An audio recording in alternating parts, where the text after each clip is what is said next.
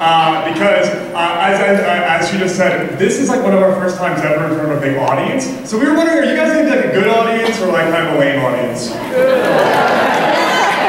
Okay, good. Are you going to be a good audience or are you going to be like an awesome audience? Now, here's the deal.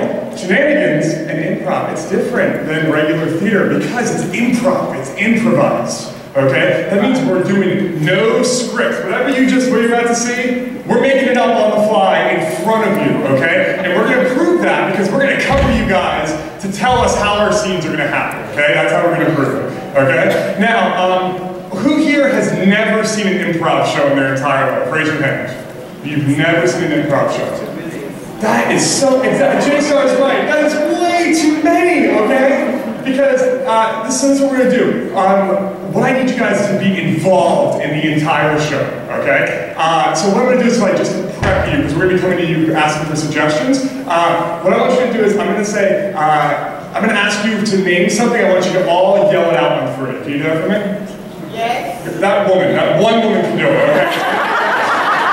Okay, good, okay. Name your favorite ice cream flavor on three. 1, 2, 3. I think I heard banana in there. Okay.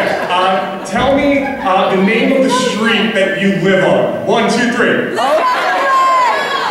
Oh, you all grew up by the road, just like me. That's so sweet. Okay. And now, finally, name what is the movie you've seen most recently. The most recent movie. 1, 2, 3. We got some answers and one of you can't remember, okay? Good, okay. So what we're going to do is we're going to bring up, we're going to play a couple games for you tonight with me and J-Star is going to take his adult group. I'm going to bring up our teenagers. So our first game we're going to play a game called Sound Effects. And for that I need to invite Samuel and Zach up to the stage.